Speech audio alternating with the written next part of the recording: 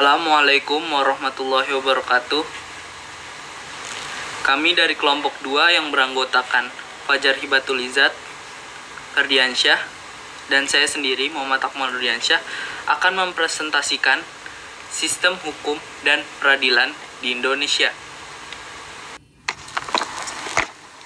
Ya, sistem hukum di Indonesia.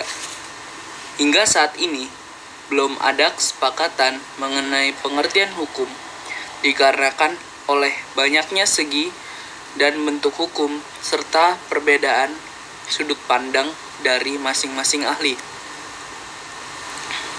Berikut pengertian hukum menurut beberapa ahli. Yang pertama, menurut Immanuel Kant, hukum adalah segala kehendak bebas dari orang yang satu dapat menyesuaikan diri dengan kehendak bebas dari orang lain dan menuruti peraturan hukum tentang kemerdekaan. Yang kedua, menurut S.M. Amin S.H. Menurut S.M. Amin S.H., hukum merupakan kumpulan peraturan yang terdiri dari atas norma-norma dan sanksi-sanksi yang disebut hukum, yang bertujuan mengadakan ketertiban pergaulan manusia sehingga keamanan dan ketertiban terjamin. Ya, unsur, ciri, kaidah, dan sifat hukum. Unsur-unsur dari hukum yang pertama adalah peraturan bersifat memaksa. Lalu, yang kedua, sanksi terhadap pelanggar adalah tegas. Yang ketiga, peraturan diadakan oleh badan-badan resmi. Lalu, ciri-ciri hukum yaitu adanya perintah atau larangan yang harus dipatuhi setiap orang. Selanjutnya, kaidah hukum. Kaidah hukum berisi peraturan-peraturan hidup dalam kemasyarakatan tersebut disebut sebagai kaidah hukum. Ditinjau dari isinya yang berisi: pertama, berisi perintah; kedua, berisi larangan; yang ketiga, berisi perkenaan. Yang terakhir ada sifat hukum. Sifat hukum memiliki sifat yang mengatur dan memaksa. Penggolongan hukum. Penggolongan hukum dibagi menjadi 9. Yang pertama adalah hukum menurut sumbernya, kedua, hukum menurut bentuknya, ketiga, hukum menurut tempat berlakunya, keempat, hukum menurut waktu berlakunya, kelima, hukum menurut cara mempertahankannya, keenam, hukum menurut sifatnya, ketujuh, hukum menurut wujudnya, kedelapan, hukum menurut pribadi yang diatur, dan kesembilan adalah hukum menurut isi masalah. Pertama adalah hukum menurut sumber. Hukum menurut sumbernya dibagi menjadi 4, yaitu pertama adalah hukum undang-undang. Hukum undang-undang adalah hukum yang tercantum dalam undang-undang. Kedua adalah hukum adat dan kebiasaan, yaitu peraturan-peraturan yang timbul akibat kebiasaan adat dalam suatu masyarakat. Ketiga adalah hukum jurisprudensi atau hukum yang berasal dari putusan hakim. Yang terakhir adalah hukum traktat.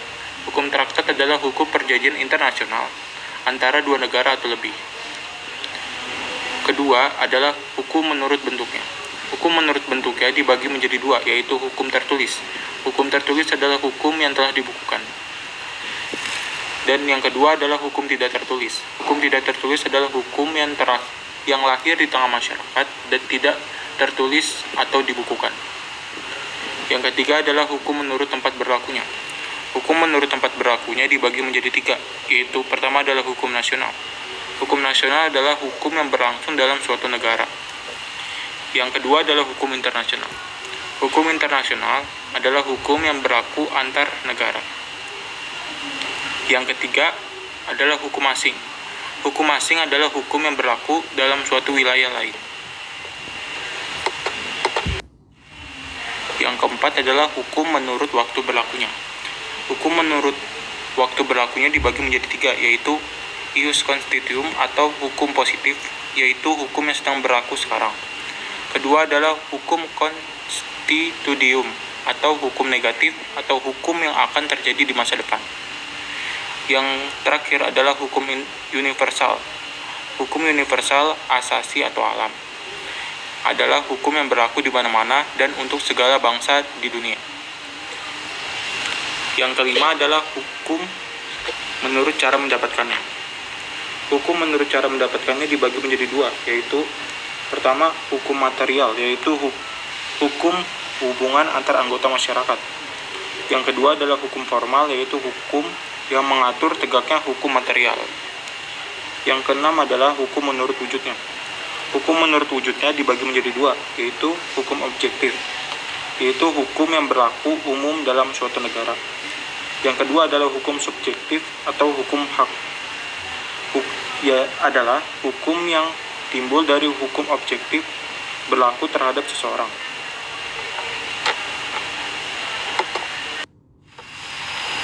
Selanjutnya adalah hukum menurut sifatnya. Hukum menurut sifatnya dibagi menjadi dua, yaitu hukum yang memaksa adalah hukum yang mutlak harus ditaati, dan kedua adalah hukum yang mengatur dan melengkapi, yaitu hukum yang dikesampingkan apabila pihak-pihak bersangkutan membuat peraturan sendiri. Yang kedelapan adalah hukum menurut pribadi yang diatur.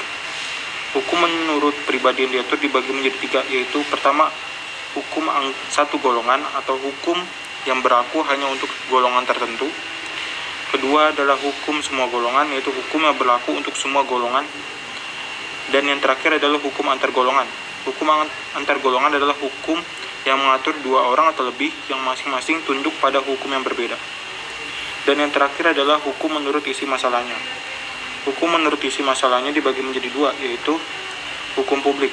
Hukum publik adalah hukum yang mengatur hubungan antar warga negara dengan menyangkut kepentingan umum. Dan yang kedua adalah hukum privat atau sipil. Hukum privat atau sipil adalah hukum yang menitik beratkan kepada seseorang. Selanjutnya itu tujuan hukum. Tujuan hukum yang bersifat universal adalah menciptakan ketertiban, kedamaian, kesejahteraan, dan kebahagiaan dalam tata kehidupan bermasyarakat.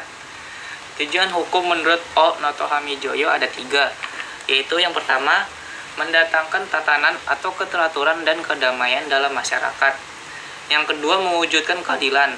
Yang ketiga, menjaga supaya manusia diperlakukan sebagai manusia. Selanjutnya itu fungsi hukum. Fungsi hukum terbagi menjadi tiga, yaitu yang pertama, sebagai alat mengatur tata tertib hubungan masyarakat. Yang kedua, sebagai sarana untuk mewujudkan keadilan sosial lahir batin. Yang ketiga, sebagai penggerak pembangunan. Selanjutnya itu sumber hukum Indonesia. Yang pertama ada undang-undang atau statwa. Arti material undang-undang adalah setiap peraturan yang dikeluarkan oleh pemerintah yang isinya mengikat secara umum. Arti formal, setiap peraturan yang karena bentuknya dapat disebut undang-undang. Yang kedua, hukum tidak tertulis. Merupakan pembuatan yang diulang-ulang terhadap hal yang sama kemudian diterima serta diikuti oleh masyarakat.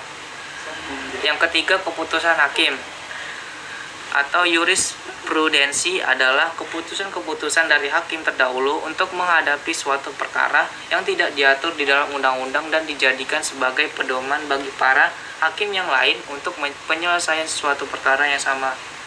Yang keempat, traktat. Traktat adalah perjanjian dua negara atau lebih mengenai persoalan-persoalan tertentu yang menjadi kepentingan negara tersebut. Traktat dibagi menjadi tiga, yaitu traktat bilateral, traktat multilateral, dan doktrin.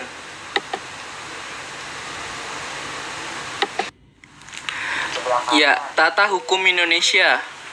Sebagai sebuah negara merdeka, NKRI memiliki tata hukum sendiri. Tata hukum Indonesia sudah ada sejak awal kemerdekaan, yaitu pada tanggal 17 Agustus 1945. Meski Indonesia telah merdeka, tata hukum Indonesia belum sepenuhnya mengatur kehidupan berbangsa dan bernegara masyarakat Indonesia. Oleh karena itu, guna untuk mengisi kekosongan atau kevakuman hukum, terdapat ketentuan Undang-Undang Dasar 1945 sebelum perubahan. Selanjutnya, mencermati sistem peradilan di Indonesia. Yang pertama, ada pengertian dan tujuan. Sistem peradilan di Indonesia pada hakikatnya adalah suatu mekanisme dari keseluruhan komponen peradilan nasional, pihak dalam proses, hierarki, kelembagaan, serta komponen lain yang bersifat prosedural dan saling berkaitan. Selanjutnya ada dasar hukum.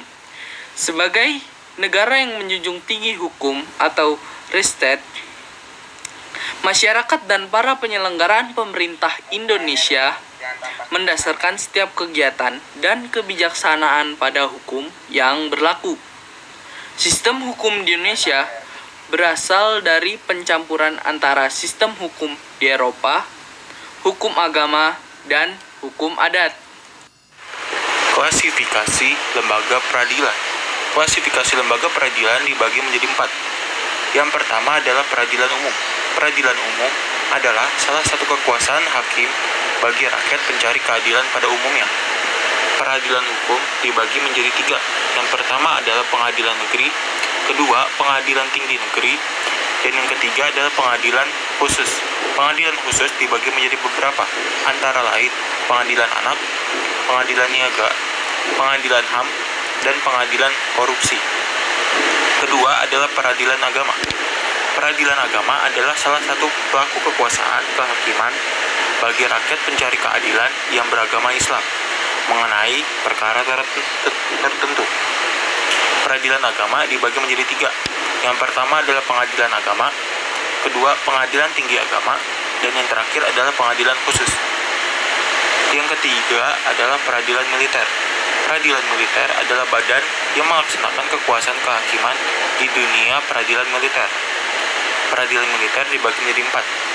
Yang pertama, pengadilan militer, kedua, pengadilan militer tinggi, ketiga, pengadilan militer utama, dan yang terakhir adalah pengadilan militer pertempuran. Yang terakhir adalah peradilan tata usaha negara. Peradilan tata usaha negara adalah salah satu pelaku kekuasaan kehakiman bagi rakyat pencari keadilan terhadap sengketa tata usaha negara. Misalnya, tata usaha negara, pengadilan tinggi tata usaha negara, dan yang terakhir adalah pengadilan khusus. Perangkat lembaga peradilan.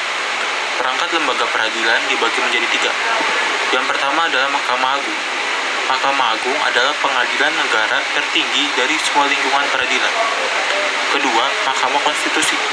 Mahkamah Konstitusi adalah salah satu lembaga negara yang melakukan kekuasaan kehakiman secara merdeka guna menyelenggarakan peradilan untuk menegakkan hukum dan keadilan. Mahkamah Konstitusi berwenang untuk menguji undang-undang terhadap Undang-Undang Dasar Negara Republik Indonesia tahun 1945 dan memutuskan sengketa kewenangan lembaga negara. Dan yang terakhir adalah Komisi Yudisial.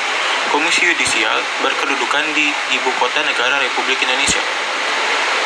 Komisi Yudisial bersifat mandiri dan dalam pelaksanaannya wewenangnya bebas dari campur tangan kekuasaan lain.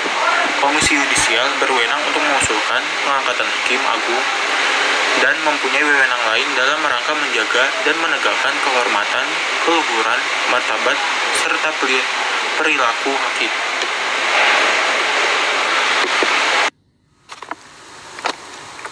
Peran lembaga peradilan dan asas-asas peradilan. Perannya yaitu sebagai penegak hukum yang memeriksa, mengadili, dan memutus setiap perkara yang diajukan kepadanya agar mendapat keadilan. Asas-asasnya ada 4. Yang pertama, pengadilan memeriksa, mengadili, dan memutuskan perkara dengan hadirnya terdakwa. Yang kedua, pengadilan tidak boleh menolak untuk memeriksa, mengadili, dan memutus perkara yang diajukan.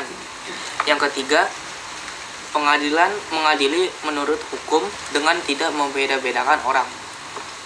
Yang keempat, setiap orang yang tersangkut masalah berhak memperoleh bantuan hukum.